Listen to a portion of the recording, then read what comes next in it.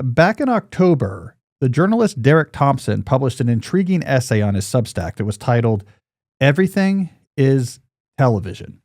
Now, it created a bit of a stir among those who study technology and the internet for a living. Here's Derek, actually in his own words, summarizing the thesis of this article. A spooky convergence is happening in media. Everything that is not already television is turning into television. So what did Derek mean by this?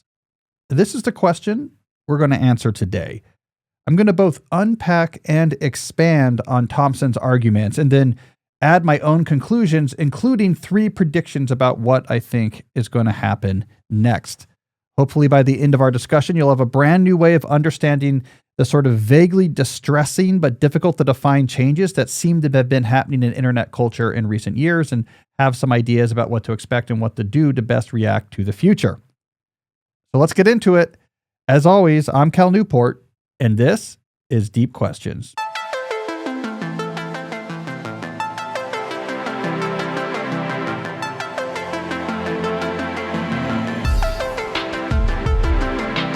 Today's episode is the internet becoming television, and what does this mean for you?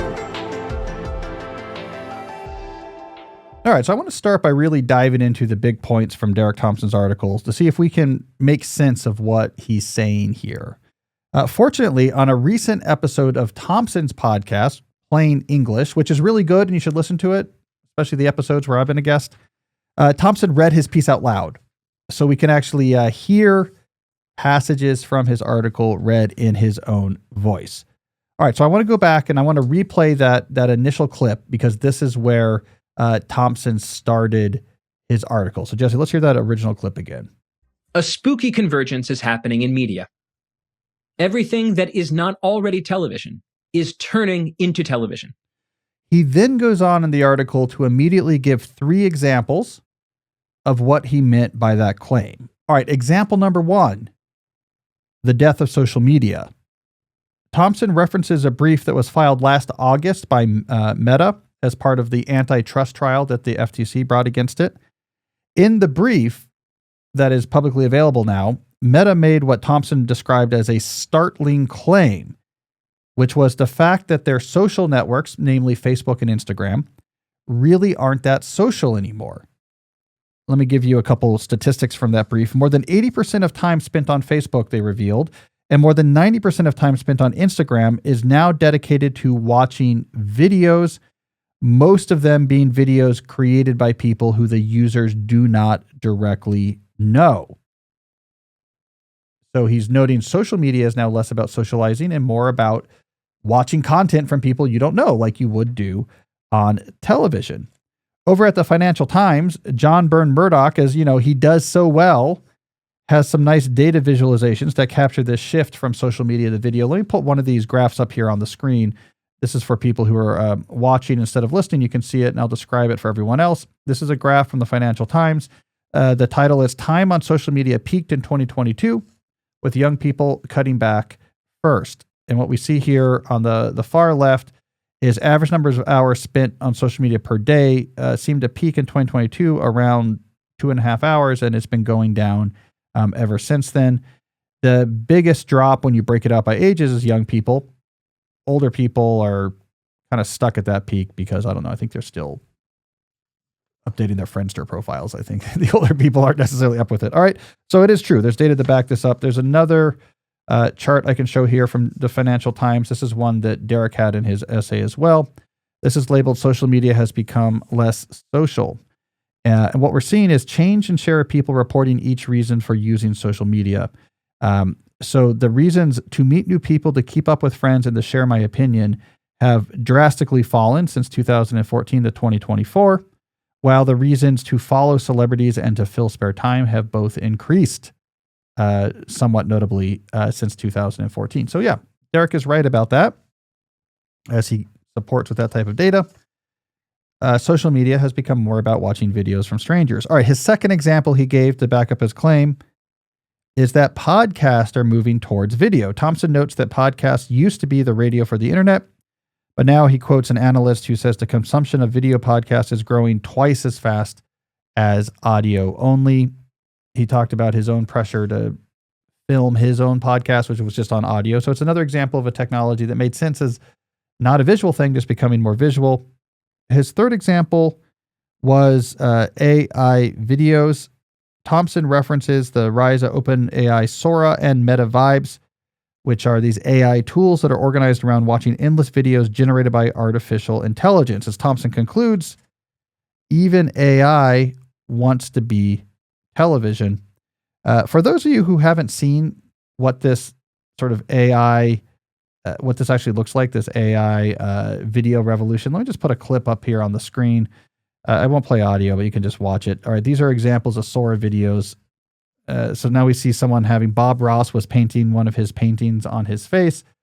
Here is the person. This is just like the person who generated the video is now on stage giving an Oscar acceptance speech.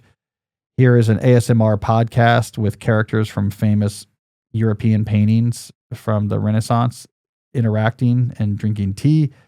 Here's another bespectacled normal guy who's put themselves into the Braveheart scene. So yeah, this is there's a cat skateboarding. There we go. This isn't exactly the future that we were promised by Star Trek, but that's what's going on. Even AI is now just producing video content. All right, so that's what Thompson is arguing. That's what he means, his examples of things becoming television. But what does he mean by television? Right? I mean, how is watching a cat skateboarding on Sora the same as like in 1997 watching an episode of American Gladiators on your TV? Well, to help make this connection clear, Thompson draws from an interesting book. It was written by Raymond Williams in 1974, which is called Television, Technology, and Cultural Form. It's actually a really good book. If you're someone who's studying the academic study of technology studies, it has a really good upfront explanation of the difference between technological determinist explorations of technology versus social construction-based consumptions perspectives. He's much more on the social construction side. Anyways, Thompson draws from Williams's book to make a couple key points. He notes that Williams says in that book, before TV, entertainment was discrete, like books or plays, something that had a beginning and an end, and when it was done, you could discuss that specific thing you just saw. Television, by contrast, became defined by the fact that it was continuous and streaming and multimedia. Williams called this flow. It's not like a discrete thing. It's just sort of something that flows by. Let me read you. I pulled some passages from Williams' book here. Here's William talking about this concept. Here's Williams' words. In all developed broadcasting systems, the characteristic organization and therefore the characteristic experience is one of sequence or flow. This phenomenon of planned flow is then perhaps the defining characteristic of broadcasting simultaneously as technology and as a cultural form. In a later quote, he emphasizes the non-specific nature of television versus something like a book or a play as being critical to its operations. I'm going to read a quote here. Yet for all the familiarity of this model, the normal experience of broadcasting, which when we really consider it, is different. And indeed, this is recognized in the ways we speak of watching television, listening to radio, picking on the general rather than the specific experience. This has been true of all broadcasting, but some significant internal developments have greatly reinforced it. All right. So Williams had this model of like the right way to think about why television is unique is that it gives you this flow of sort of non-specific multimedia visual content. You watch television more than you come to the television to engage with a particular discrete element of whatever you would call it, entertainment or content. And that's really pretty similar to what we're seeing with like TikTok or these Sora videos. It's just stuff that's flowing by, that's like it's on, it's interesting. You watch TikTok, you don't talk about going to TikTok to consume a very specific piece of content. All right, so let me go back to Thompson here. Here's Thompson summarizing the move towards this definition of television. When I say everything is turning into television, what I mean is that everything is turning into the continuous flow of episodic video.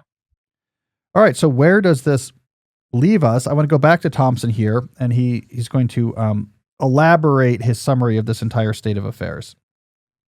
Whether the starting point is a student directory like Facebook, radio, or an AI image generator, the endpoint seems to be the same, a river of short-form video. In mathematics, the term attractor describes a state toward which a dynamic system tends to evolve. So to take a classic example, drop a marble into a bowl and it will trace several loops around the bowl's curves before settling to rest at the bottom. In the same way, water draining in a sink will ultimately form a spiral pattern around the drain. Complex systems often settle into recurring forms if you give them enough time. Television seems to be the attractor of all media. Right. So here's Thompson's overall summary of what he's arguing, is that media in general is just inexorably heading back towards this Williams notion of television as a continuously non-specific stream of video content. This is some sort of attractor state for media, and this is where the internet itself is heading. The past might be messy and circuitous, but it's something that attracts it in. Now, I have to do a little bit, I can't help myself, Jesse. I do a little bit of nitpicking on the use of dynamical system theory here. I've done a little bit of publishing on dynamical systems. This is kind of the right use of the word attractor, but maybe not quite exactly accurate. So in dynamical systems, you're often thinking of attractors would be like things like strange attractors, which comes out of chaos theory. A key thing about strange attractors, though, is in the most visible variable, they're not the recurrence or the collapse onto like a steady recurrent state is not visible. It's only when you create a more complex state space that includes multiple other sort of related variables that you actually find the structure going on. So it's like a structure that's hiding behind the visible chaos. So this is why I think the marble moving around the toilet bowl, that's probably not a great example of like a strange attractor. That's actually like a physical system that's just what you see, just like the position of that marble is very predictable because it's obeying laws of physics in a really clear way. A classic dynamical, like chaotic system might be like a Lorentz system, which measures sort of fluctuations in temperature and sort of climate systems. And there, famously, if you look at the main variable that people care about, which is the temperature variation itself, that seems chaotic. You're like, I can't predict this. It's all over the place. And it's very sensitive to initial conditions. You make a little change to the initial conditions, this thing goes off somewhere else. But if you take that one variable of temperature variation, you combine it with two other carefully selected related variables, and I don't know them exactly, but one is like temperature variations vertically through strata, and one's about like a horizontal temperature distance. And you plot that as a three-dimensional point in three-dimensional space. Now suddenly you see a structure that's like spiraling around something and there has structure. So not the nitpick, but in dynamical systems, often attractors are not visible to the naked eye. There's something that exists in the mathematical substructure that is only visible when you plot points that are outside of just like the main information. I thought that was important, Jesse. I thought that was great. Yeah, I think it's an important clarification. This is why my articles aren't as popular, because I have the 2-page thing about dynamical system theory. But anyways, the idea is good. It's a clear idea. Media is pulled back to the state, so it was inevitable that the internet would be pulled back to the state of the Williams-style definition of television, this continuous, non-specific flow of visual media. Is this a problem? Like, do we care about it? It's a natural follow-up question. Thompson gets into this. Let me play a quick clip of him setting up this discussion. My beef is not with the entire medium of moving images. My concern is what happens when the grammar of television suddenly conquers the entire media landscape. Right. So he says it's not bad that we have really interesting YouTube videos like this one, or that, maybe there's some interesting stuff happening on TikTok. But the idea that all media is going towards this form, he's worried about. He points to two particular consequences. One, that we get worse at thinking as we, quote, move from a cultural literacy to a culture of orality. That's a Walter Ong type of idea. A lot of data backs that up. That, yeah, as we use, especially short form video in particular, people have a harder time concentrating and thinking. So we do lose something as if that's what everything becomes. We lose mental abilities that are important. His second issue is we know that classical television made people lonely. As he points out, this was at the core of Robert Putnam's famous book, sociologist from Harvard's famous book, Bowling Alone, that traditional television made people more isolated. And as we have television now being delivered through our phones, as the internet becomes television, we get even more isolated. We see this in the data as well. So it's not that video content itself is bad, but if everything becomes short form, distracting video content, Thompson's pointing out, there's real consequences of that. All right. Well, overall, I think Thompson has a really smart idea and a smart take. Like any good article, it gets you thinking and helps explain something you didn't understand before and gives you new things to think about or argue about.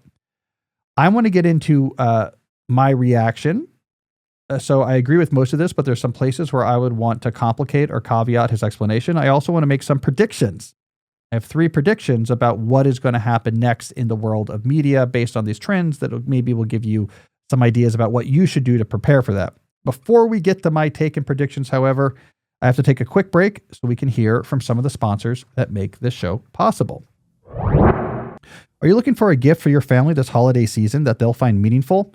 Let me tell you exactly what you should get: an Aura digital picture frame. These are picture frames to which you can easily upload your photos just straight from your phone, and then the frame will rotate through those images, displaying them like you are changing the photos out in the frame on a regular basis. We bought one of these for our in-laws so they could keep up with what we were up to with our kids, and they loved it. So then we bought one for my parents to do the same thing, and they love it as well. So you can take it from my personal experience. This is the perfect gift. They even have a feature where you can pre-upload photos so that when you give the frame to someone and they turn it on, there's already pictures in there for them to see. You can't wrap togetherness, but you can frame it. And here's the good news. For a limited time, you can save on the perfect gift by visiting auraframes.com to get $35 off Aura's best-selling Carver matte frames. These were named #1 by Wirecutter. Now, to get this discount, you have to use our promo code DEEPQuestions at checkout. That's auraframes.com and use the promo code DEEPQuestions. This deal is exclusive to our listeners, and these frames sell out fast. So order yours now to get it in time for the holidays. And remember to support the show by mentioning our podcast at checkout. Terms and conditions apply. Let's also talk about our longtime friends at Grammarly. Grammarly is the essential AI communication assistant that boosts both the productivity and the quality of your writing. Now, I don't think people fully realize how powerful this tool has gotten. Let me tell you about a particular feature that I've been enjoying: the proofreading agent. Now, here's a real example. I had to write an email that was going out to a large group of people, so I typed out a quick draft. Before sending, I had the proofreading agent take a look. In addition to finding a few grammatical mistakes, I found that I could go much farther, right? So I clicked, for example, on sharpen opening point, and the Grammarly proofreading agent actually suggested ways to rewrite my opening paragraph to be less wishy-washy. It actually made the email better. I'm not the only one to find Grammarly useful. 93% of professionals report that Grammarly helps them get more work done. They even have a new feature called AI Chat that can help you anytime, whether you want to come up with a new idea or just help polish one you already have and are trying to explain. Grammarly helps you produce better writing faster, and that is incredibly valuable. You can sign up for free and experience how Grammarly can elevate your professional writing from start to finish. Visit Grammarly.com/podcast. That's Grammarly.com/podcast. All right, Jesse, let's get back into our deep dive. All right, let's go on with my take and my predictions here. Look, I love this article. We had original ideas that helps us make sense of a phenomenon we're all living through. Let me add on a few additional thoughts. All right, here's thought number 1. Not everything became television. There's actually a lot of media that did not become television. Now, I'll explain in a moment why I think this is important, but let me just justify this point first. Right, a core idea in Thompson's piece is that this sort of television-style flow of undifferentiated video is an attractor state that eventually draws in all media. That was his words, but that doesn't seem quite right because of the existing legacy media types that have basically stayed the same from the time before television existed to today and are actually doing fine as industries. They don't seem to be in states of collapse. Consider, for example, the global book market. In 2025, that market reached $151 billion, and that market's been growing steadily. So it's not showing signs of collapse. That's a big market. It's roughly, it's a little smaller than the combined market of Meta and TikTok, but it's kind of in the same ballpark. So books are still books, and they're doing fine. They continue to grow. Movies are still around as well. The total domestic box office in 2024 was $8.7 billion. So we're at a lower order of magnitude in things like books and social media, but that's non-trivial. In 1974, when Raymond Williams wrote his book Television, the total domestic box office was $1.14 billion. If you adjust that for inflation in today's dollars, it's about $7.5 billion. So, you know, it's like we can think of the global box office since like the rise of television as we know it today. I mean, the domestic box office, and today it's like kind of the same, or it's grown modestly. So like movies are still around. Now, of course, to be fair, In the 90s, movies got way bigger than that and have kind of shrunk back down again, but they're not below, adjusted for inflation, where they were back when television began taking its move. So these are media that exist in the same form as they did before television, and they're doing more than holding their own. So it's not really the case that all media becomes television. I think the real way to state this headline would be internet-based media is becoming television. Okay, but this is still really interesting. So why is this particular type of media so attracted to the television form? This brings me to my second thought. To understand why the internet in particular is becoming television, we have to remember the relationship that we used to have with television. You know, a lot of people, I think, like the younger members of my audience, when they think of television, they're probably thinking about growing up in the brief golden age where there was appointment viewing, and on like Sunday night you would watch The Sopranos on HBO. But back in the 70s and the 80s and the early 90s, when television became this like sort of massive market, the time when Raymond Williams was writing his book Television, our relationship with screens was different than a lot of people actually remember. I want to load up an article here. I'll put on the screen for those who are watching instead of just listening. This comes from the Christian Science Monitor. It was published in June of 1985, all right? And it's looking at television back in the 80s. So let me just read to you from the beginning here. The figures are staggering. In 1984, 84.9 million American households, 98% of them had television sets. They kept them in use 7 hours and 8 minutes a day, making television watching far and away the most popular leisure time activity ever. Even if those households had only one person watching for those 7+ hours, which is a very conservative estimate, the American public would have invested 217 billion hours before its sets last year. That's more than double the number of hours spent by the American Armed Forces fighting in World War II for a full year. All right, so this is what television was in the 80s, in the 90s, in the 70s. It was just on all the time. Everyone had television on average. That television was on in your household over 7 hours a day. I think we forget how staggering those numbers are.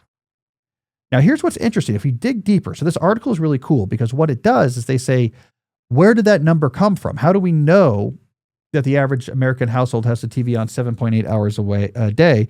It actually came from the Nielsen company using a tool called an audiometer. So it was actually like a tool with a microphone that they would put in a random sampling of houses. So it could listen to hear if the television was on or not, because people lie when you ask them to write it down. And the audiometers were the ones that were measuring this average of 7.8 hours a day. At least one television was on in these houses. Now, they make a key point in this article. That doesn't mean that for 7 hours and 8 minutes a day, there was someone sitting in front of that television watching intently. The audiometer doesn't know who's there or not, just whether or not the television is on. And what they're capturing is a truth we forget about how television was used. You would put it on in the background in your house while you did other things. And sometimes you'd be sitting there watching a show all the way through if it was one of your favorites, but also you would just have it on if you were doing other things like housework. And during like boring moments, you would just kind of, hey, what's going on over here? Or if like Oprah had on a particularly good guest, you might stop for a little bit to watch that interview.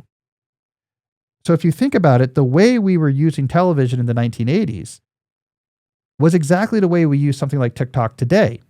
It was a tool we used to banish or eliminate any moments of downtime or boredom, at least in the household context. So I could just have it on, and when I didn't have something interesting in front of me that I was dealing with, like I was on the phone or like trying to figure out something difficult, I could just immediately turn my attention to whatever it was showing.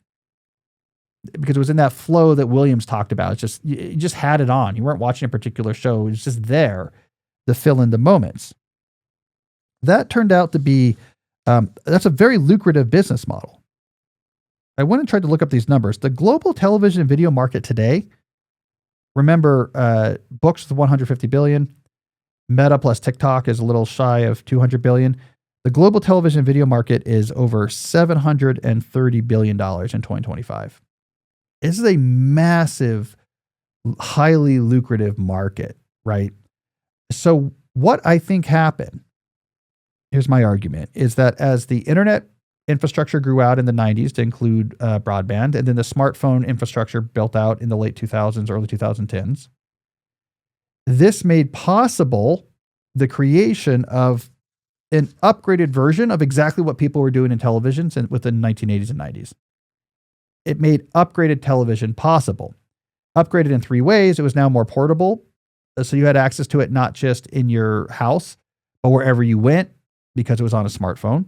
Upgraded because it had algorithmic curation. So now its ability to satisfy your distraction needs was better. Because before you would just go through a few channels, and now of course we have algorithmically curated content, so it's just like it's a more pure distraction environment. And because the ads are now targeted much better than you could get on a broadcast medium like television, so they've become much more lucrative. So I think what happens is we had this massive market that was built on. It was the TikTok of the 1980s. We had this massive market that was built on. You don't have to be alone with your own thoughts or bored. There'll be something to kind of take the edge off of the ennui of just like, I'm here sweeping and it's kind of boring. And it was this massive market. And once we built this infrastructure for other purposes, right? That we built the internet infrastructure thinking about the web and expression and connection and being able to get information from anyone around the world, all just like distributed. That was our vision for building that infrastructure. We built smartphones because Steve Jobs said we shouldn't have to carry a separate iPod and a separate Motorola Razr phone. Let's put them in the same device so that you can make your calls and listen to music on the same device, right? That was the point of smartphones. But these two things came along and other entrepreneurs were like, well, the money's in TV. Let's do that. So in this particular technology, it was possible to build upgraded television. And when you see the size of the television market and how dominant that was, of course, you're going to pursue that. That has become the biggest economic engine, the biggest economic opportunity in the internet age has been building a better version of television. So let me refine my take, even further here. I would say this is my headline, instead of everything is becoming television. The existing television industry is so large and lucrative that it's not surprising that when a new technology came along that enabled the creation of an upgraded television experience, a lot of investment energy went towards these goals. So to me, this is not a tale of technological determinism, which is a tale of like all technology is going to come back to this form, but instead a tale of economic determinism. There is a lucrative market over here, and this particular technology made it possible to compete. So of course people would use it to compete. So it's not an argument about all media is going to become television so much as it is the internet plus smartphone infrastructure revolutions have been co-opted by media entrepreneurs that said, now we can take a run at competing with television. So it's sort of specific to these particular technologies. Those are just the details. Thompson's big point still stands, which is a lot of internet-based media is converging towards this other model. That's kind of the interesting observation, regardless of why that's happening. So our question is, what is that going to do to us in the future? So what I want to end with here is 3 predictions for the future of internet-based media as it continues this convergence towards a television model. All right, prediction number 1.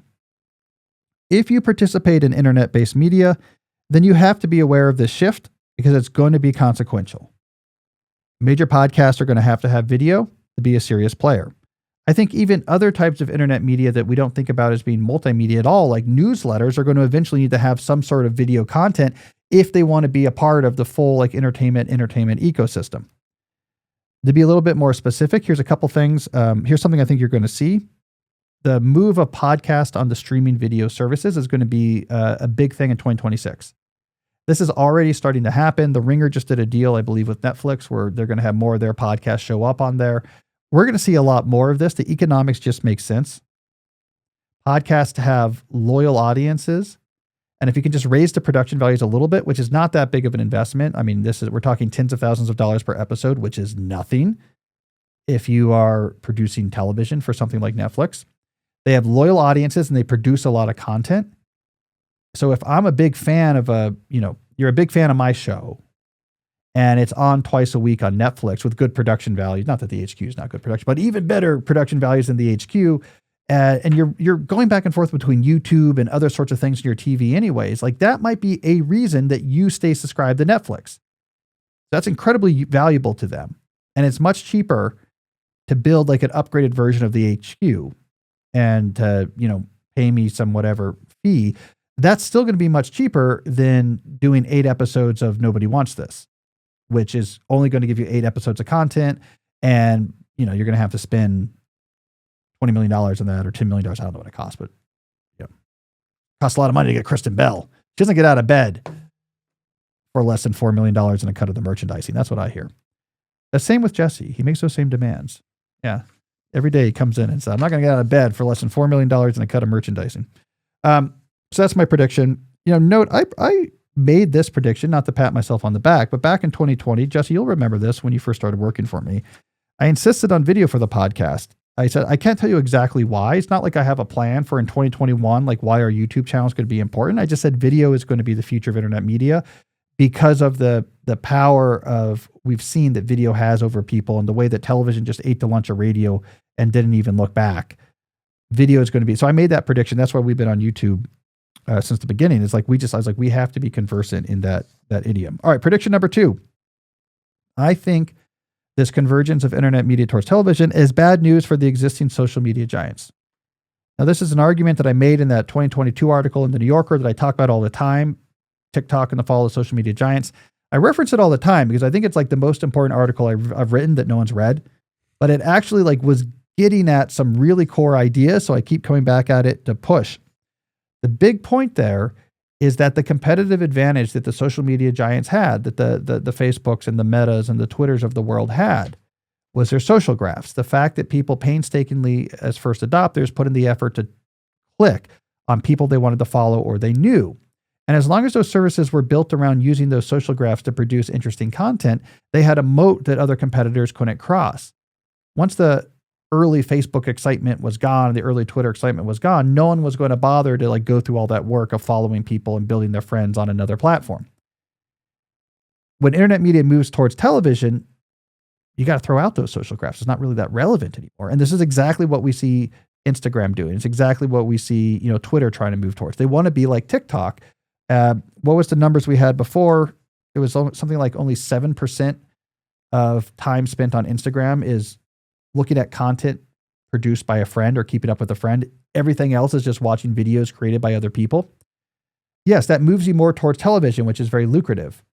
But now you're a television network without a competitive advantage that other people can't replicate. You're competing now with all other sources of short-form video content, all the podcasts that are producing short-form video content, all the streamers like actual television that are putting hundreds of millions in the short-form video content. Upstarts, like TikTok was an upstart because they didn't need a social graph. They had a peer experience and a better algorithm. We have Sora now. We have Meta Vibes are trying to compete with Sora. Like it is an incredibly competitive world. It's a world where you don't have competitive advantages anymore when you move away from your social graph, but you have to in the television world. So legacy giant monopoly social platforms, their time is cooked. In a world where the internet media moves more towards television, it's going to be a much more aggressive sort of competitive landscape with winners and losers shifting much more tumultuously. Third prediction is I think there's a silver lining here for us as individuals. I believe that abstention from a lot of this becomes a lot easier as the internet-based media moves towards television. Why? Because this is what happened with television. Like we know what television is. And it became very culturally normal. But yeah, it's maybe on average, people have your TV on 7 hours a day. But like if you were talking to, Noam Chomsky, he'd be like, yeah, I don't watch a lot of TV. We'd be like, yeah, of course you don't. Like that's you have other things you're doing that are more like intellectually demanding and you read more books or whatever. It was very normal to be like, I don't watch a lot of TV. No one questioned it. And in fact, by the generation of like our kids, things had shifted and parents think a lot about screen time and like, I don't want you to watch too much TV. Like that's not good for you. We're very used to this idea that like, it's not that TV is poison, but like you probably don't want to do a ton of it. And it's completely normative to be like, I self-define by not watching a lot of TV. For a while, internet-based media had grabbed this sort of cultural high ground where they would basically argue this is necessary to function in civic society. That somehow these services, these social media services, what you were doing on your phone was just part of being an informed citizen. It's how politicians were elected and news was spread. It's the new digital town square. It's where people are being expressed, where people could find other groups, which where activism happened. There's this moment where it was like, you have to use all these services, right? or it's somehow weird or disengaged or eccentric not to. But as the internet-based media moves more towards TV, it'll be so much easier not to use it or to use less of it. No one is like, what do you mean you don't listen to Bravo? Like, no one would say that in 1996. Like, you don't watch The Real Housewives. What's wrong with you? No one would say that. Whereas today, they're like, oh, you don't use TikTok? It still seems a little bit weird. I think that will change. Once things are TV, we know how to deal with TV. We know it is not vital, and we're completely okay with the idea of not being big TV watchers. So for people who listen and watch this show, this is good news. It's going to make it easier for you to live a deeper life because what you're moving away from is going to be more clearly coded as just distraction. It's Maury Povich. I'm trying to remember all those shows, the fight shows, the talk shows. Yeah. Jerry Springer. Yeah. Maury Povich is a deep dive. Jerry Springer, Phil Donahue. You're like, yeah, it's light and actually good for you for not watching it. All right, so there we go, Jesse. No separate takeaways this week because I think my whole thing was a takeaway, but yeah. That's it. I think it was a cool article, and that's how I would evolve it. Do you watch any podcasts personally on video? No. I'm trying to think about this. Neither do I. Yeah. But I don't. I would never consider it. I mean, I know it's important, but personally, I would never do it. I mean, I'm just thinking it through. I've seen clips. The clips of podcast, I'll watch the video. If it's like an interesting clip, I'll watch the video. Like you put it on when you're working out or something, or you? Well, no, more if like I'm researching something, or like I'm at my computer and I'm writing about whatever. Like if there was an interview, like a clip from a podcast interview about the thing I'm researching, I would prefer to watch it than like if I had the choice, I'd prefer to watch it than listen. Mm-hmm. I don't watch a lot of TV in general, but I think part of the thing that's happening is that people that like actually, which a lot of people do, spend more time in like front of a TV, like normal people. More of what they're doing is like they're loading up the YouTube app and watching. Like I'm going to watch a podcast episode instead of like a show on Netflix. Yep. So I think that's one way that's being consumed. I do think the video podcast numbers are somewhat inflated because of generationally, Gen Z will often use YouTube as their podcast player. So in theory, in their pocket, the video is playing just like it does on Spotify, but they're not watching it. Like they're listening while they do other things. But I've looked at our numbers. The watched on TV numbers is growing because they can tell what device the podcast is downloaded to. It's not as high as I've seen for other people I've talked to, but like we're on our way up. It's like number 3. And it's like computer, phones, and TV is like in the mix. So I think I don't watch. The main things I watch is movies, to be honest. Yep. Yeah. Just got a new TV, actually. A lot of people did Black Friday last week. Yeah, well, ours got broken. And by got broken, I mean one of my son's friends broke it. But it was an excuse to get the latest OLED technology. And plus, the new TVs aren't that expensive, right? Yeah, I mean... Unless you go... if you want like a really good movie. If you start to care about if you use the term filmmaker intent and are looking at the color correction options, it starts to get more... Not crazy, but expensive. More 2x than it needs to be, I would say. It's probably like 2x than what, but it's worth it. We got a nice Blu-ray player, so I can really get the highest, good HDR10, perfect contrast color resolution, like just what the filmmaker wanted. Happy about that. All right. So anyways, let's move on to some questions. Sounds good. All right. Who we got first? First question is from JS. As a software engineer, I have a web browser open constantly. This distracts me a lot. I started using Claude.app instead of my browser. This has basically eliminated my distractions. What do you think about this? All right. So I have a specific answer for you and then a larger, more general answer for people thinking about their work in general. My specific answer is like, look, I think that's great. Right?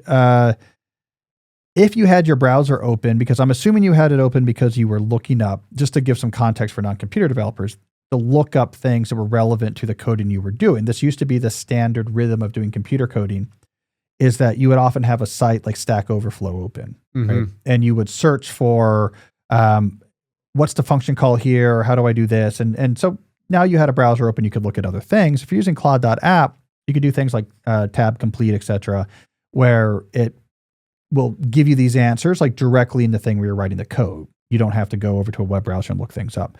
Ironically, it was language models tuned in part on these humor interactions that kind of just sucked it all in and replicating it to some degree. So I think that's good. If you start using code agents, you're going to have a separate problem. So just to like quickly differentiate this, there's kind of two ways that AI is intersecting development. One is what I think of as like the autocomplete, tab complete type of tools, which is where you're writing computer code and you can say like, hey, finish this function for me, or can you fill in this function header, and you like press tab and it like does it for you. Behind the scenes, that's all implemented by a single call to a language model. So the thing you're typing in like makes a prompt to a language model. Hey, here's the existing code. Can you finish this like with a function that does whatever? And language models are good at that. You get the answer back, and then the editing environment puts that right in there, right? Agents, on the other hand, coding agents are going to do many steps on your behalf. So this is where you say like, I need to build like this sort of prototype, a simple application to do something internally is going to be useful. And you're going to actually have a program that goes in a loop, and it's going to ask the language model like, okay, give me a plan, like a multi-step plan for doing this. And then the program takes that plan and it's like, great, we're now going to do step one. And so then I'll tell the language model, okay, here's the first step we want to do. Give me maybe it's produce code for whatever, give me the code for doing that. And the language model sends it back. And you go in this loop where you continually prompt the language model step by step. What do you want to do next? What do you want to do next? Until it thinks it's done. So coding agents allow you to sort of have AI automate longer, more complicated steps than you can get with just asking it one time to do something. I've heard from a lot of developers who use those for producing prototypes or more complicated code is that there's downtime. It takes a while. There's a lot of back and forth with the language model, and language models aren't fast in returning their answers. And so they have downtime while they're waiting for their agents to finish things. So you need a good deep distraction for those downtimes if you use a coding agent, something that's not going to be emotionally arousing, and something whose context is very different than your work. That's usually my advice about deep distractions. Don't look at your email, because that context is very similar to the work you're doing. That's going to confuse your brain. MLB trade rumors is probably fine because it's like a completely different context. It's not going to have as much interference. All right, but here's the bigger point, and this applies to everybody. Why were you so distracted by having your web browser open? Like why not just say, I don't look at other things on my web browser when I'm working on this? And the reason is because you're not time blocking.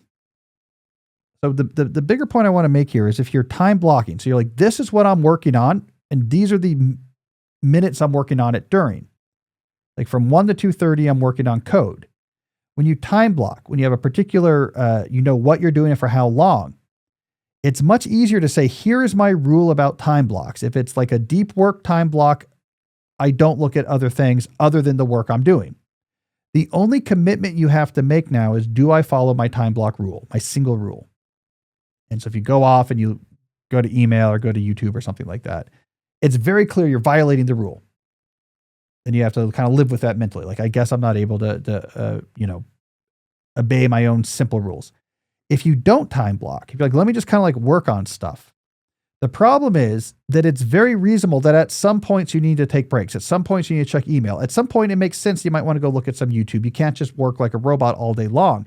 But if you don't have a structure for your time, you have to figure out when those breaks or context switch happens on the fly. And now your brain is going to have a continuous argument with yourself. What about now? What about now? What about now? What about now? Like any minute is a possible minute you could be taking a break, and that's not that unreasonable. And so now you're going to lose that argument like every 6 or 7 minutes, and you get a much more distracted flow because there's no simple rule you're violating.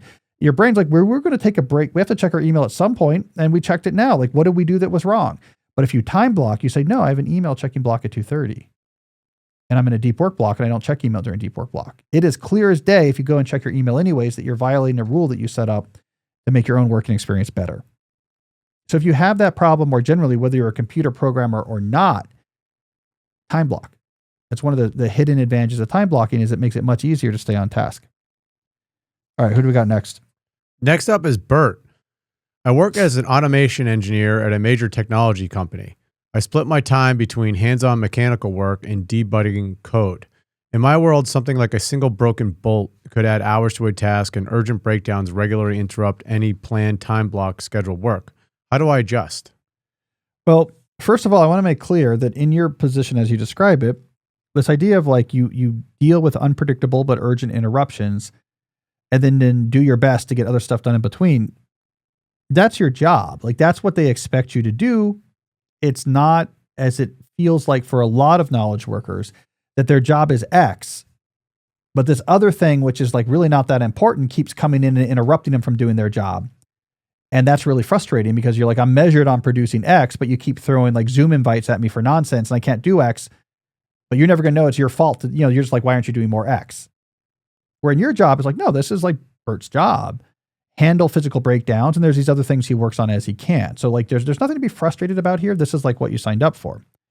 So your goal is not to eliminate the disruptions because that's part of your job. Your goal is not to resent the interruptions because it's part of your job. It is to do the best you can with the time you happen to have in between interruptions, which some days could be very little and some weeks could be like a ton. And the key there is intention. All right, I build a time block plan at the beginning of the day, so I have intention for my time that I can control. Then a bolt breaks and I have to go spend 3 hours fixing it. When I'm done, I come back and say, what's the best plan I can make for the time that remains? It'll look very different than your initial plan, but you have intention for what you're going to do with the time that remains in the day. That's the name of the game here. Intention, not completion. Your goal is not to create a plan you're able to stick with. It's that you keep coming back to saying, what can I do with the time I have that's going to be most useful? Now, if you multiply that over many weeks and many months, what you get is someone who's handling the urgent stuff and is doing as well as anyone could possibly do, making the most of the time that they have outside of it. So you want to return to intention, but don't have any qualms about, I have to fix my time block schedule 3 times a day because I'm constantly being interrupted by this other part of my job. The only exception would be if your bosses expect you to be doing more with that other time than is possible. Like you're being very intentional. Like, why didn't you do these other optional projects? Well, now you have a record. Like, oh, I time block. I keep track of my time. Let me show you what's going on here. On average, I'm getting like 2 interruptions on the scale of like 3 to 4 hours per day, which is leaving about like this many hours that is fractured between a few different stretches. I'm very organized with my time. I time block my time after every interruption. This is about how much progress I'm able to put about like 10 hours per week on one of these projects. These projects really take about 30. This is like a 3-week project. Like, oh, okay. Well, you have the receipts. We get it. We get what you're saying. So if that's the case, bring the receipts. But probably people are just, if you're doing this, you're time blocking the time you have left, you're doing much better than everyone else there who's in a similar automation engineering position. And they're probably already very impressed. So again, your goal is to keep having intention. How do I make the most out of my time? Not to satisfy some sort of plan that you created earlier when you had a different understanding of what your day was going to be. All right. Let's do another question here. Next up is Scott. How should I develop and manage my lists of what to read, listen, and watch? I get overwhelmed and don't have a good system for execution and review. I mean, you really should only be reading my books and articles and watching this podcast. Let's be honest. And I don't want to be hyperbolic, but if you watch and read other things, there's like a 14 to 15% increased chance that you die this month. It's my new marketing technique, Jesse. Threaten people with death if they don't watch our podcast. I'll tell you what, Scott, those type of lists stress me out. Some people love them. They stress me out. The way I see it is like, look, do I always have something interesting to read? Yes. Do I have no shortage of like interesting things to watch when the time comes around? Yes. Do I have no shortage of podcasts to listen to when I have downtime? Yes. Then I'm happy. Because the problem is I make lists of all this stuff. Then I feel lost for not doing the stuff on my list that I haven't gotten to. But the lists are, technically speaking, could be unending. I mean, there's no shortage of books you could be reading. There's no shortage of like visual content you could be watching. So why create loss, right? I'm just like, what am I excited about? Let me do that now.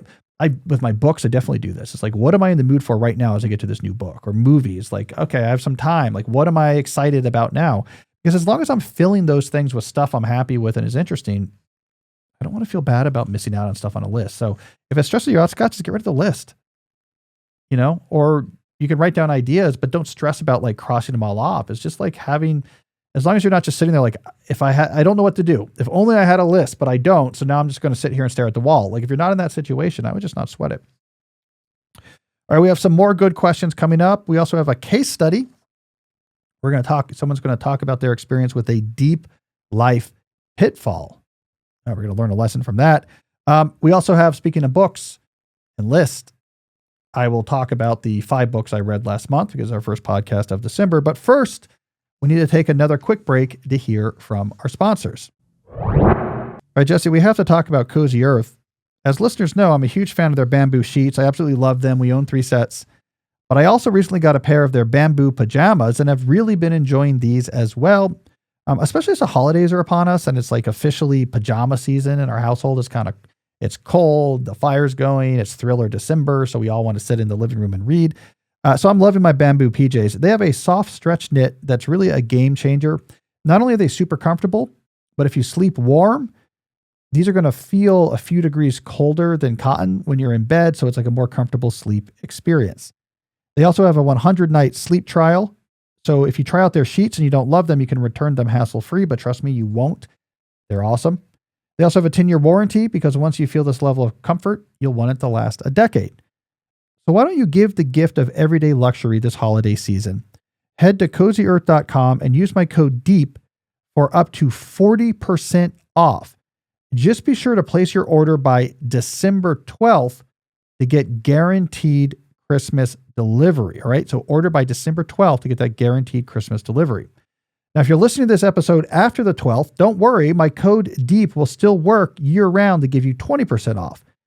And if you get a post-purchase survey, be sure to mention that you heard about Cozy Earth right here.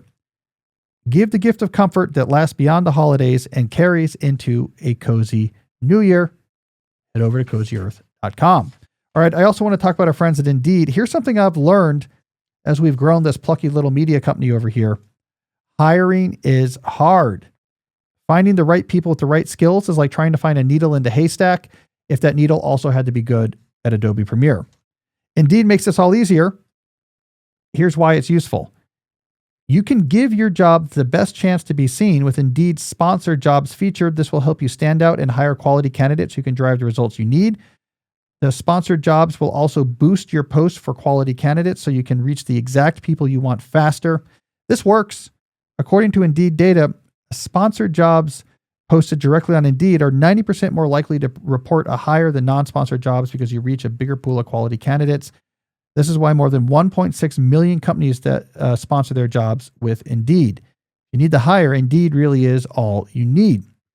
So spend more time interviewing candidates who check all your boxes.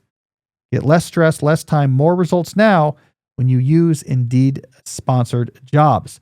Here's the good news. Listeners of this show will get a $75 sponsored job credit to help get your job the premium status it deserves if you go to Indeed.com/deep. Just go to Indeed.com/deep right now and support our show by saying you heard about it on this podcast. That's Indeed.com/deep. Terms and conditions apply. Hiring, do it the right way with Indeed. All right, Jesse, let's get back to some questions. Next question is from Butterscat. As I become more aware of the attention economy and more intentional with how I spend my time, it's hard to see family and friends scrolling on TikTok as their main hobby and not feel judgment towards them. It's especially hard during the holiday season when I spend lots of time with them, which I do. Usually my recommendation, and do this as many times as you can, is when you see that, like a young relative or something that's on their phone kind of stuck in TikTok, come up quietly, knock the phone out of their hand, yell, "Deep work," and then sprint out of the room. And just do that again. And, it'll be like kind of like a fun thing you'll be beloved for. It's a lot of like knocking the phone out of people's hands, yelling "deep work," and running out of the room. That's what I do. I'm not invited to a lot of parties anymore, but that's what I do. No, look, it is hard because you care about these people and you're like, this is not great. Like I have this feeling when I see like my students or whatever, or friends of my son, just like looking into this phone all the time. Like, this is just not great for you. Like you're missing out on the world. Like this is just abusing your brain. It's like, I don't know, like when you see a baby smoking a cigarette, it's funny. Don't get me wrong. I've given my share of babies cigarettes for the fun, but like long-term, this is probably not good for you. That's the way I feel about it. However, like with substance abuse or whatever, you can't force someone to change, and lecturing them is not going to work. Demonstrate life without it so they see it going on in you. Have gratitude for all that you are able to enjoy because you're not on your phone all the time. And then in like another occasion, so not in response to seeing them using their phone, you can mention like one of my books or send them one of my podcast episodes. You can kind of get them exposed to the world of deep living in a distracted world, but not as a lecture sort of haranguing like, hey, you're on your phone right now. listen to Cal Newport. Like that doesn't work well, but you can bring it up with them later. But again, it's hard to make people change. So be the change you want to see in the world. All right, who else do we got? Next up is Josh. Have you come across anything saying that endless scrolling makes people less motivated to be physically active as well as adversely affecting their attention span? Yeah, there's data for both. We've talked about both on the show, mainly the attention span one. There's some good John Murdoch data in the Financial Times. We did some podcasts about this earlier in the fall, where as we get to the smartphone era, you see trouble with concentrating, trouble with attention just goes up. There's some new research out in September, a big meta study looking at short form video in particular, like you get on TikTok or Instagram Reels, and they found a definite impact on attention. So your attention goes down the more that you use those particular types of content. So we know that's out there. John Haidt talks about the connection between more phone usage and spending more time indoors. So we spend less time outdoors as we spend more time on our phone. Scott Galloway in his new book, Notes on Being a Man, talks about this idea that the phone offers for like digital simulations of other types of stuff we would normally do, including stuff outside. That's often where you get things like peace and challenge. It's relaxing, but also I'm building something, I'm racing, I'm running, I'm working on, a project or whatever. Meanwhile, will just simulate this by like, I got to the next level of my video game. So definitely there's a connection between the screens being more attractive, keeping us away from activities like being outside. So that's one of many reasons why a life spent increasingly on screens really isn't a good one. All right, we also have a case study this week. This is where people write in to talk about their own personal experience grappling with the type of ideas and advice we discuss on this show. It's also our excuse to play the case study theme music.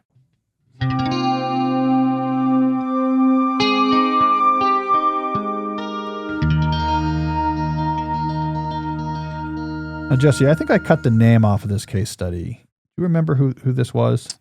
Let me check. It was Jeff. Jeff. All right. So Jeff wrote in to talk about his struggles with trying to create a deep life. All right, here we go. Jeff says, 5 years ago, I sold part of my company when I was just 27 and effectively achieved financial freedom. However, unsure what to do with my life, I kept vaguely striving for more. And by doing so, I fell into one of the pitfalls that Cal talks about. After a year-long break, I knew I wanted to do something ambitious. Applying the grand goal strategy, I pondered working in biotech or producing movies and eventually got a prestigious job in finance. I just wanted something big and was convinced an impressive enough job would make my life all around better. Over the following year, it became clear that this wasn't the case. While the role was prestigious, I didn't care for the work. During this time, the company I still own spun off a new brand in the rock climbing industry. I was a passionate rock climber, so I thought that's what my real calling was. And I should walk away from prestige and instead work on something I was passionate about. The first months were exhilarating, but then reality quickly set in, and my day-to-day life consisted of the same company-related admin I had successfully gotten out of years prior. I then stepped out of that business last year and took the question, what to do with my life seriously. I was able to focus on what my day-to-day should look like. First, I got disciplined and organized. I was able to tackle a bunch of home admin stuff that was bothering me. Now I'm studying philosophy and literature basically full-time, sitting in cafes, reading or attending lectures and meeting with my study groups. I host short story dinners. I run every morning and play tennis several times a week. I'm spending more quality time with my kids. I only check my email on Wednesdays and Fridays. I leave my phone in the car after 5 p.m. and I'm only reachable via a backup phone. I've also reduced my total travel time. Overall, I'm calm and without haste most of the time. All right, this is a great example of lifestyle-centric planning. So what we see in Jeff is actually two different philosophies. He ends up with lifestyle-centric planning, but he begins with what he called the grand goal strategy. In my new book, I think of this sometimes as the phase shift model of the deep life. This idea of like one big radical change will make your life all the way better. Oh, I'm now in a very prestigious job. That will fix everything. And we often think the radicalness of the change correlates to the radicalness of the improvement it will give. The problem is your life is built up of many different parts. And what matters to how you feel is your daily subjective experience with these different parts of your life. So making a single radical change or chasing a single radical goal, it might take one area of your life and like make it better, or maybe temporarily make it better, but it might make a lot of other areas of your life worse. Like we see this classically with like very prestigious jobs. This idea of like, I have respect for what I do, or what I do has like big financial impact, that goes up and that's good. But it might step on every other part of your life. Your time with your kids, your physical health, your ability to like enjoy the world, other types of interest you have, all of those are made worse. And so you add these things up, negative, negative, negative, negative, this one positive, and you end up net negative. So like the single change fixing everything doesn't really make sense. Lifestyle-centric planning says, why don't I just actually survey my entire life and say, what do I want my daily experience to be like? So think about all these different buckets. What types of things do I want on a regular basis? Great. How do I engineer my life to have those things? And that's what Jeff ended up doing finally. The details don't matter. What matters is he was thinking about, I want to be intellectually engaged. I want to spend time with my kids. I want to be on top of things. I want to, exercise. He like has this vision for a life. And he's like, oh, I could make that happen because of my current financial resources or this or that. And that is making him much happier than pursuing like a single thing that was very prestigious. So lifestyle-centric planning can lead you to all sorts of different places. There is no template for what a deep life looks like, but there is a template for how to get there, which is imagining the reality of your daily lifestyle across many different areas of your life and engineering towards what you want that daily lifestyle to be like. Making progress in the book, by the way, Jesse. I'm in the most epic chapter of the book, which is you've figured out what resonates and what doesn't resonate. You've translated this into an ideal lifestyle vision. You've formatted, now what your plan, how to format your plan, like what it should, the different elements your plan for moving close to that vision should include. You figured out how to connect your plan into your life. Like, okay, how am I going to keep checking in with this plan and making sure I execute it? Now you got to fill in the details of what that plan is. And I'm in the middle of this like epic 15,000 word chapter where it's just idea after idea based on all sorts of different stories and examples in science about different tools and techniques for building plans that work for moving closer to your ideal vision. So it's like where all the fun stuff happens. So like, whereas your last book, there was 3 rules per se. Yeah. In this one, it's linear. The book is linear. It's like, do this. Now we're going to do this. Now we're going to do this. And now we're going to do this. And then at the end, like, okay, and here's a couple things that, not some complications, but really it's like, okay, let me explain to you why lifestyle-centric planning is better than phase shift model. How do you figure out what you care about? Great. That's what we're doing in this chapter. We're going to get these journals. We're going to walk around. We're going to keep these notes. We're going to process them. All right. How do we translate that into a vision of your lifestyle? Because again, we want to work towards a vision of your complete lifestyle, not just pursue a single goal. Well, let's get into it. That's what we're doing next. Here's how you format it. Here's how you do it. Here's a bunch of examples. Here's a bunch of like listeners sent theirs in. Okay. Now you filled your notebook. Now you have the plan. I mean, not the plan, the vision. All right. Well, how do we now move closer to that vision? Well, first let's work through just like how we format the plan. Here's what's going to be in it. Here's literally where you write it. It's going to be written right under your vision. How do we connect this to your life? Okay, well, you're going to start doing these sort of daily metric tracking grids and these weekly check-ins to put stuff onto your calendar. Great. Now, how do we figure out what actually goes in here? Huge chapter of like, now we're lots of ideas for how to actually fill that stuff in there. All right, how do we now like execute this and not get overwhelmed? Okay, let's break it down. Let's go area by area. So it's really like moving through linearly. Do this, do this, do this, do that. And then a few things at the end where it's like, this might not apply to everyone, or like a lot of what we would have thought of as like the lower layers of the deep life stack, I have coming towards the end.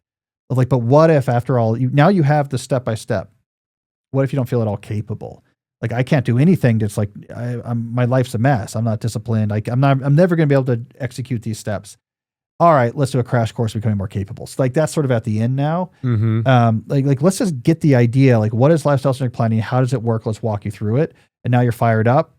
That's the right time, I realized, to be like, oh, and if you're feeling like your life's a mess, but you really want to do this, all right, now we'll talk about, becoming more capable, getting your discipline up, managing your time, stuff like that. Have you contemplated writing a book on AI ever? Yeah, I have an idea for my next book that would like be in reaction to AI. It wouldn't be this is just about AI or a theory of AI, but it would be in reaction to AI. Yeah, I got that idea. I can't give any details about anything, but there's a potentially major article I'm writing in the new year that would, for a big publication, that would kind of introduce a lot of those ideas I want to tackle in that next book. So we'll see how that goes. Always something, Jesse. Always writing. All right. Do we have a call this week? We do. All right, let's hear this. Hey, Cal. My name is Jennifer. I'm probably one of your younger, longtime listeners and readers. I graduated college last spring, and this fall I moved across the country to DC to start grad school. Go Nats! My grad program is very demanding, and I find myself engaged in a lot more deep work or focus time than I did in undergrad. Because of this, I decided to ditch Instagram, which was my only form of social media. I have been much more time efficient and focused since removing it from my life. This brings me to my question. Since my friends are still very active on Instagram and post pictures wherever we go, I often wind up in photos. But now I don't have a way to see, comment on, or moderate the photos of me that are shared online. I'm wondering if you have any advice on how to deal with this. Thanks a bunch. Well, welcome to DC. Hopefully you're joining Nat fandom on an upswing. We could do a whole episode on the youth movement over at the Nats, but we won't for now. A couple points. Good for you for leaving Instagram as a grad student, right? Your job is to use your brain. That gets in the way of using your brain. It's smoking to a professional athlete. The grad program who brought you on is expecting you to use your brain. Don't do things to make you worse at doing that. So I think it's a really good idea for anyone in one of these sort of time-limited elite intellectual types of positions, like being a grad student, to be like, I really don't get near any type of algorithmically curated short form content. Like that's cigarettes to an athlete, and I'm trying to make the major league squad. I can't deal with that. So good decision. I'm not surprised that you're seeing advantages. All right. So what do you do about your concerns of not being able to comment on or curate photos of you online? That's all fine. Don't comment on or curate photos of you online. Your friends will quickly learn, oh, she's not on Instagram right now because she stopped using it while she's at grad school. And they move on. That's it. Part of the issue that I would say, part of what makes social media clever is maybe the better way of saying it. Part of what makes it clever was it sort of sold us on this idea that, I don't want to sound dismissive, but that we're more important than we are. And what I mean by that is it creates a sense of that you have an audience. And even whether it's people you know, even, right? Not necessarily like a broad audience, but that like you're part of this is part of what made it so compelling early on.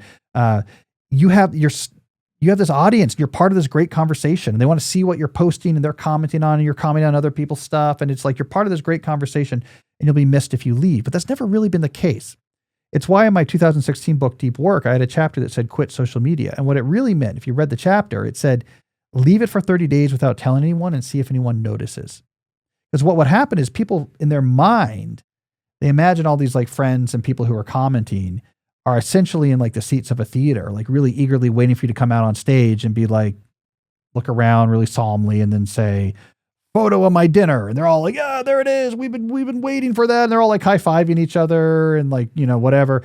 But that's not really what happens. It's actually a collectivist attention model where the Facebook was the one to innovate back in 2004, 2005 is like, it's just like, I will comment on things you comment. If you comment on things I comment on, that's just the game. And then we all feel like people are commenting. And when people would do this experiment from Deep Work, like, oh God, no one noticed I was gone. I wasn't at the center of this like grand conversation. I wasn't this producer on stage that everyone was waiting for. It was all just sort of a game of like showing fake attention to each other. No one cared. Great. I'm not going to go back. And I think you'll have a similar experience, right? These services want to make you feel like it's very important what you're doing, but for the most part, it really isn't. You will be fine. The few friends that notice will learn pretty quickly, like, oh, you don't use Instagram anymore. Good for you. And that'll be that. So stay with the course. That type of stuff is not as important as it wants you to think. These are all the things that are going to hurt these companies as they move towards becoming television, to go back to our deep dive, because as you move towards television, those type of hooks disappear. You discourage people from creating their own content or participating as you move towards television. You get higher minutes used per day because honestly, algorithmically curated short form video is more interesting than your friend's photos, but you don't get that deep social hook. Like the thing that you're worried about, like, my God, my friends are going to wonder where I am. That goes away with a service like TikTok. No one knows you're on there or cares, and they lose their hooks. That's why I think it's going to become such an ungrounded competitive marketplace. It's hard to dominate internet-based television in a way you could dominate friend-based Instagram. So I think it's a good case study in that dynamic that I'm worried about. All right, let's go on now to our final segment. All right, the first podcast of every month, I like to talk about the books I read the previous month. I usually aim to read 5 books per month. I've grouped them this month, Jesse, by topic. I kind of have like 2 major topics here, just kind of randomly, but that's the way I grouped them. All right, my first 2, these are both Disney related because I guess that's how I deal with my stress these days. That's my hard drinking, is Disney related topics. I read David Koening's David Cohen's book, Realityland. It's a book about just the business history of the Florida resort as opposed to the California resort. Because I read that other book about Disneyland because we went to Disneyland. And so this was a book about Disney World. And it was about like how they got the land and how they acquired it and the growth strategy. And like that stuff is it's so different than anything I do in life. It's very non-stressful. It was very good. It was a very well-researched book. I guess it's one of the big ones. Then I read the other Disney-ish book. It was really about the Sherman Brothers, but it was called Becoming Mary Poppins. A new book just came out, Todd James Pierce.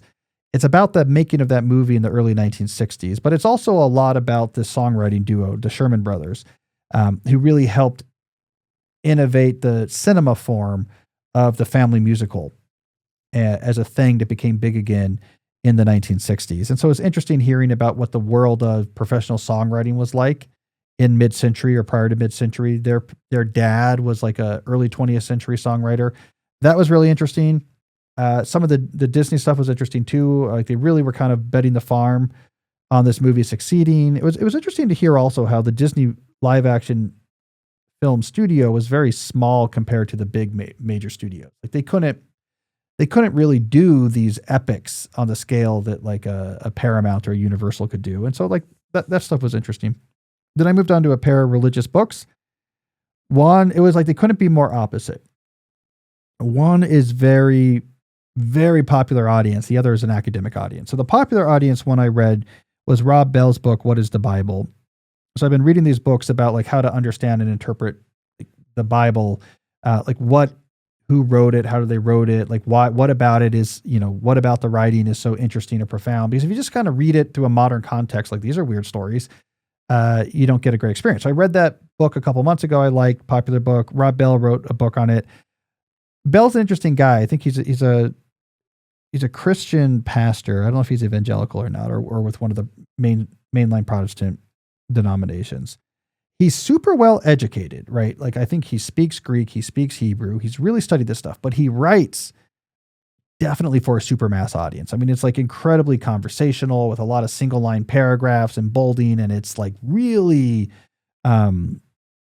like simplified style, but some really good points captured in it. So it was a quick read, but I found it kind of interesting.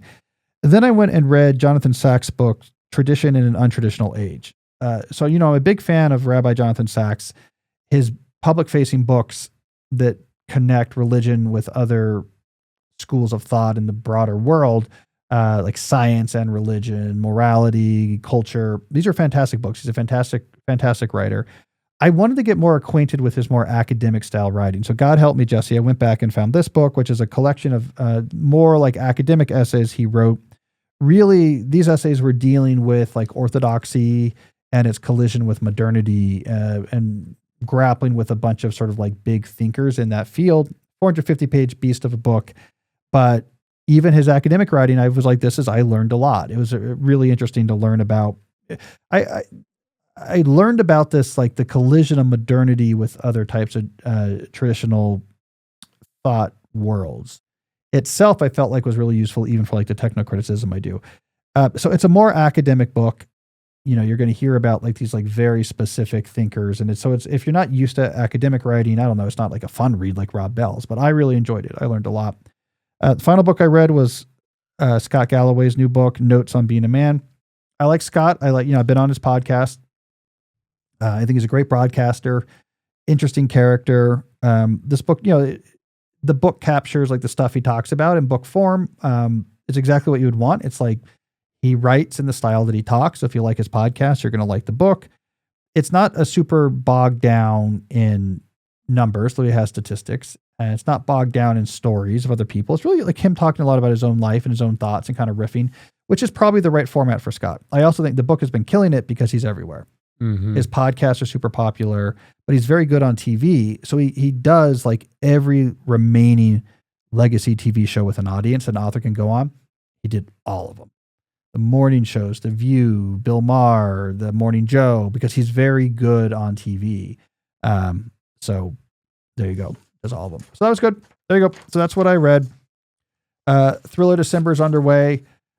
I was going to start with the Dan Brown book you got me, but I got intimidated. It's 600 something pages. And I was like, I need to get more momentum going into I can't start Thriller December on a book that I need to get a few under my belt quick. So I went back and I'm starting with Michael Crichton's 1990 something classic Airframe. Is that a reread? Yeah, that's all rereads, but it's been a while since I've read that one.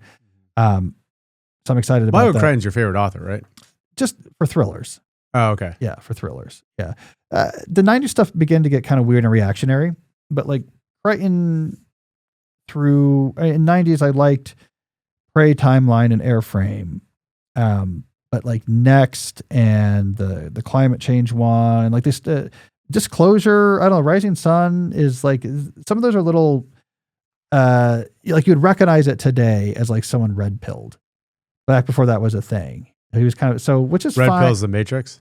Yeah, but it means like you get exposed to like conservative ideas and realize like, wait, I think all the media is like has a left leaning tilt. And so like, I'm going to like, I've been revealed that we've been like kind of had. And so he kind of got, which is fine, but it's not what I wanted in a thriller. Mm-hmm. So it kind of petered out a little bit, but yeah, I'm a completist, a Crichton completist. I've read all of his posthumous ones. And of course, you know what the masterpiece is from his canon. The book is maybe one of the finest books of the last century. Eruption, co-authored with James Patterson about the volcano. One of the worst books I've ever read. I should be nice though, because the Crichton Family Foundation sent me a nice note after I wrote an article about him last year. So I should, outside of that, I do like a lot of Crichton stuff. So I'm going to do Airframe. I have a couple other books I'm going to read. I'm reading, I got a used version of the Raymond Williams book, Television, we talked about. Mm-hmm. I want to really read that carefully. So I'm going to read that. I'm probably going to read Geraldine Brooks's book about the aftermath of her husband dying. So I have some non-thrillery stuff in there. She wrote that book, Horse, right? Yeah. That was good. Yeah, so I'm reading her book after that. Yeah. So I have some non-thriller stuff in there, but I am going to read the Dan Brown, a couple other thrillers in mind. It'll be good. I like thriller December. But Airframe is like perfect. That's like my sweet stuff from the 90s. I read it as a kid. It's like he brings you into like a world of like air traffic control and incident reporting after plane crashes, and all this technical stuff is happening, and there's a mystery, and great. But like the stakes are low. I like it. I think there's a dinosaur in there, or is that a different one? I don't know. I mix it up. Twist ending. Little known fact. After 1994, almost every Michael Crichton book involved at some point, and usually like very incongruous ways, dinosaurs. Rising Sun is like a lot about like financial tensions with Japan and like the cover up of a murder.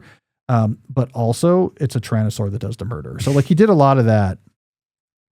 Disclosure was about gender power dynamics with sexual harassment. And also she was a velociraptor. So like there, he was really kind of pulling on what worked. You gotta play the hits. All right, that's enough nonsense for now. We'll be back next week with another episode. And until then, as always, stay deep. If you like today's discussion about how the internet is becoming television, you might also like episode 372, in which I decode how TikTok's algorithm works. It's a great companion to what we talked about today. Check it out. I think you'll like it. The big news in the world of social media recently is the announcement made last week that U.S. interest would be taking over operation of TikTok in America.